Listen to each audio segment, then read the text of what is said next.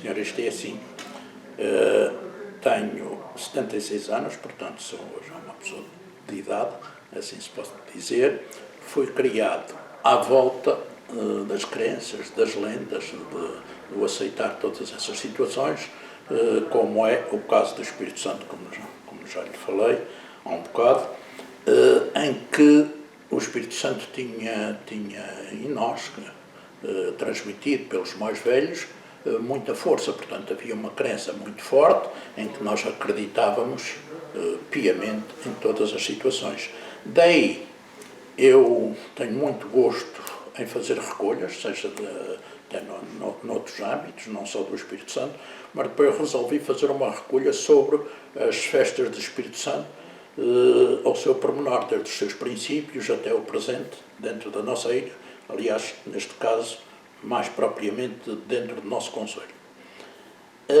Foi encontrar coisas bastante interessantes, algumas como lendas, outras possivelmente realidades, e foi assim que me levou a escrever sobre as festas do Espírito Santo, e que trago isso com um certo interesse, porque foi criado dentro desse ambiente. Outra questão que eu achei interessante, o senhor me mostrou no livro o trabalho minucioso que o senhor fez, contando o ritual, o processo de administração do rito em cada império e como que tudo acontece, né, desde da arrecadação dos recursos até a procissão. E é um trabalho que exige muito registro, muita organização eu acho que chama atenção porque é um trabalho de historiador que o senhor está fazendo. Né? É assim, o Espírito Santo, segundo informações remotas, vem para os Açores muito cedo, mantém-se, distribui-se por todas as ilhas, dada a grande crença e dada os problemas que tínhamos nos Açores, por estarmos muito isolados, que eram os vendavais, que eram os terremotos, que eram os vulcões, todas essas coisas, e as pessoas agarravam-se muito ao divino e a partir daí faziam promessas para socorrer os mais necessitados. As promessas eram sempre voltadas nesse âmbito, acudindo aos necessitados. E assim se foi desenvolvendo e se tem mantido, pode-se dizer, até hoje. Depois fiz uma pesquisa a nível concelho, aliás, em que cada lugar, essas festas se processam diferentes umas das outras, são bastante diferenciadas. No entanto, o sentido final de toda essa situação é sempre fazer o bem, ajudar os pobres, a distribuir sopas aos pobres, a distribuir, portanto, todo esse sentido, sempre apoiado pela religiosidade. Engraçado é que cada lugar, portanto, já nem digo freguesias, porque há freguesias que têm mais de um império, temos, por exemplo, a freguesia da Ribeira Seca, que tem 5 impérios, e são 5 festas diferentes. Cada um faz a sua festinha, com situações bastante diferenciadas. Como já disse, no final vão todas ter o mesmo ponto, fazer o bem, ajudar os pobres, fazer o bem. Mas cada uma tem as suas maneiras de resolver a parte financeira, porque tudo isso depois é oferecido, não há nada vendido. Portanto, primeiro fazem-se peditórios, há pessoas que oferecem vacas, outros que oferecem arroz, açúcar, etc., para essa festa. Portanto, dentro desse ambiente, e é assim que elas se processam.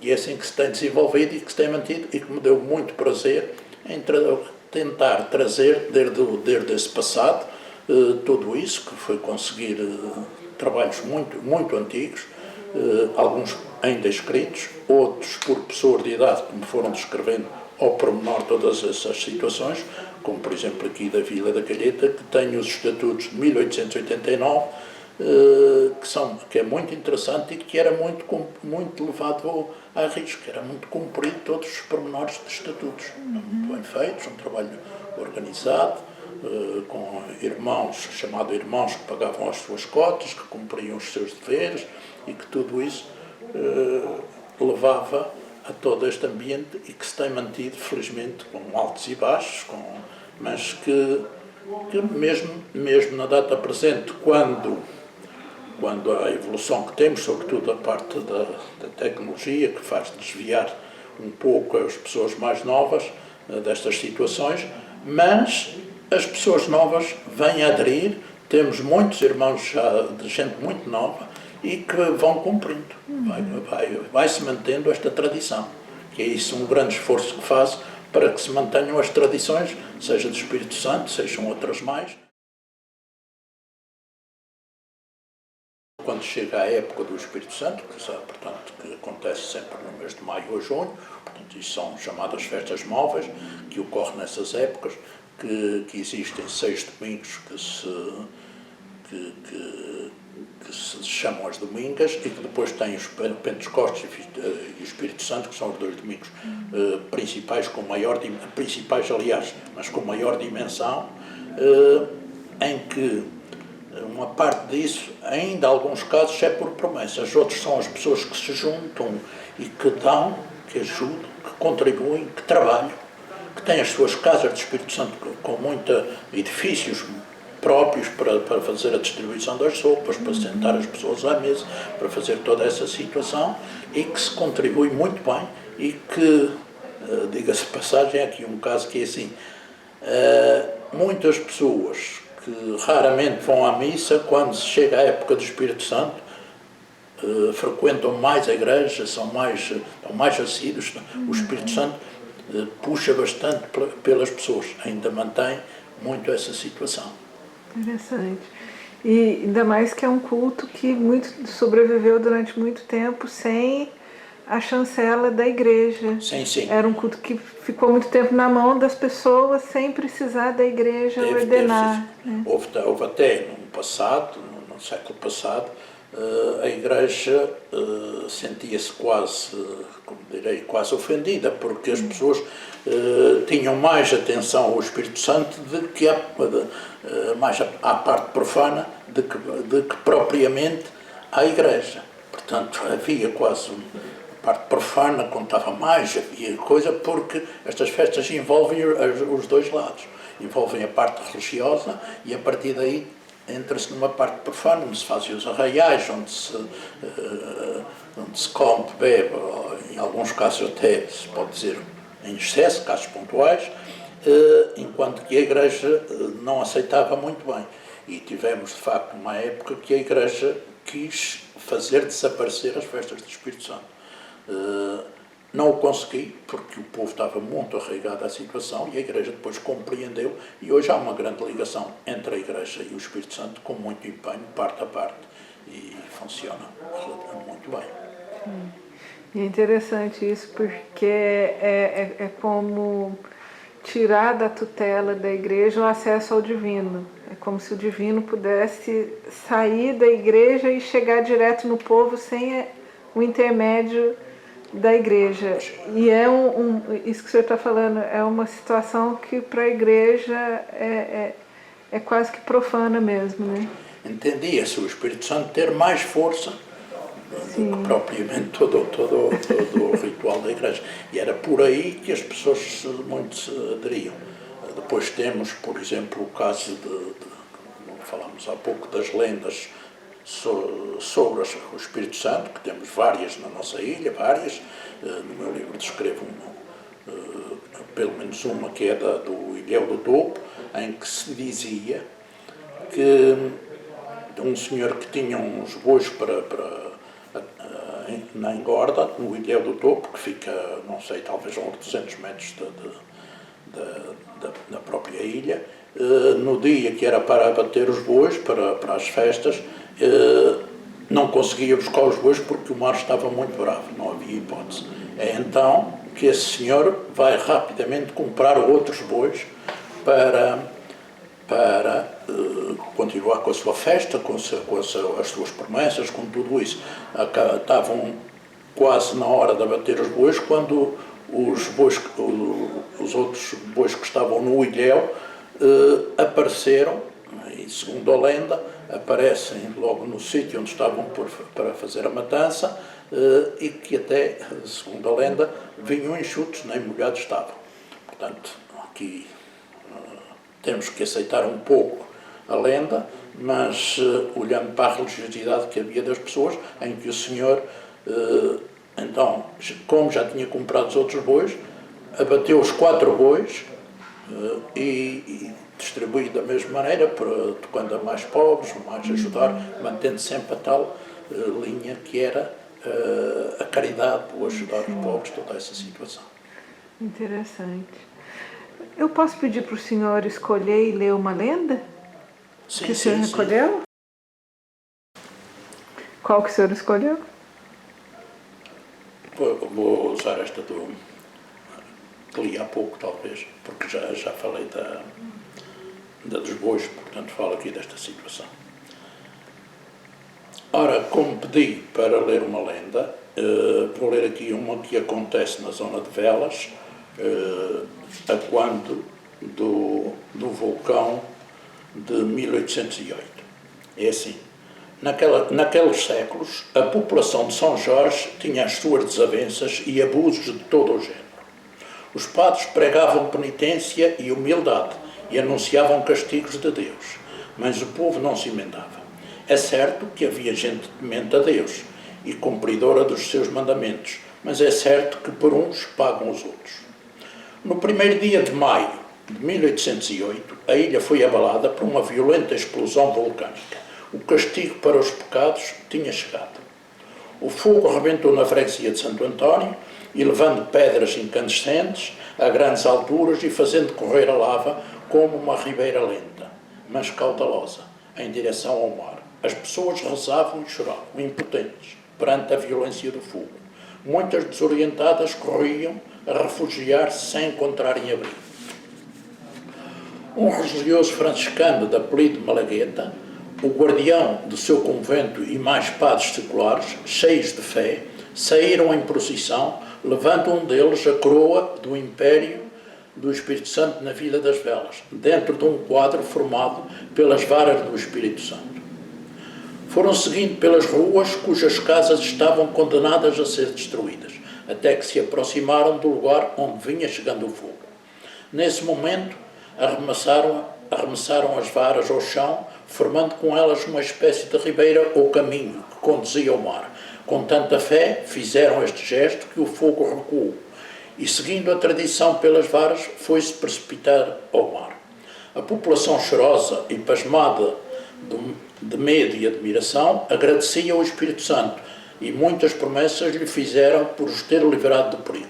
Assim se começaram a fazer outros impérios e a distribuir mais esmolas aos mais pobres por ocasião das festas do Espírito Santo. E como esta, várias lendas temos sobre o Espírito Santo. Há várias que assim, mantendo as crenças, mantendo as tradições, mantendo toda essa situação. E o senhor acha que essas lendas, elas já tiveram a força de história verídica um dia? Elas já tiveram esse poder de sensibilizar as pessoas, não como lenda, que hoje a gente tende a ver como lenda. Mas o senhor acha que elas já tiveram a força de veracidade sem ser a força de lenda? Sim. Num passado, todas estas lendas eram ditas como reais, que era verdade, que tinha acontecido. Há até pessoas que diziam que tinham acompanhado situações que eram reais. Há aqui uma coisa engraçada. Há uns 2, 3 anos atrás, apareceu aqui um senhor que foi relativamente novo para a América, hoje perto da minha idade, que é de uma freguesia da ponta da ilha de Santo Amaro, que soube das lendas e veio procurar para adquirir o livro das lendas. E ele garantia terminantemente que tudo aquilo eram verdades. Portanto, ele continua a acreditar nas lendas piamente. As lendas, para mim, são coisas que eu até digo muitas vezes, ou melhor, na introdução do livro, quando falo das lendas, eu digo que as lendas são narrativas fantasiosas transmitidas pela tradição oral através dos tempos e são meramente factos irreais, produtos da imaginação aventureira do ser humano. Mas as lendas aparecem em todas as culturas, com maior ou menor intensidade, como acontecimentos misteriosos e sobrenaturais. Portanto, temos que acreditar em algumas coisas. Eu não estou contra nenhuma destas situações, creio no Espírito Santo, porque fui criado assim, dentro dessa religiosidade. Quando chega às lendas, sem duvidar de ninguém, nem das lendas, fico assim um pouco na tua altura de entrar em profundidade dentro desta matéria. Interessante porque as lendas elas funcionam como uma espécie de construtoras do sentido e da necessidade que a gente tem de sentir o maravilhoso, o prodigioso, para a vida ficar mais enriquecida, mais profunda também, né? Porque quando eu ouvi essa história da Torre da Orzelina, que foi a primeira lenda que eu conheci da ilha, quando eu estive lá na torre e contaram essa história para mim, eu achei assim espetacular, justamente porque as pessoas que vivem ali em volta daquela torre, elas já se sentem contempladas por essa dádiva muito antiga, fazendo parte de uma história muito mais bonita, muito mais maravilhosa, né? Rica. Mas é precisamente porque se for conversar com pessoas da Orzelina, dentro daquela zona da torre, como disse, que é outra lenda, as pessoas quase que aceitam-na como uma verdade, porque elas foram sempre envoltas dentro daquela coisa e dentro daquela situação, e isso diz-lhe alguma coisa. Chega à zona do topo, quando falar da lenda do Ilha do Topo e outras mais também tem, mas as pessoas aceitam-na com muita força, porque está dentro do seu hábito, dentro do seu espaço, e consideram sempre que a lenda é uma realidade, quase uma realidade, na maior parte das pessoas. E se fosse para o senhor escolher uma lenda que o senhor dissesse, aqui tem uma história prodigiosa, uma história que tem alguma dádiva que emociona o senhor, qual que o senhor escolheria? Eu não sei, propriamente, porque são tantas e eu agora estou um pouco confuso, qual escolheria, não sei. Até há aqui uma outra lenda, que é...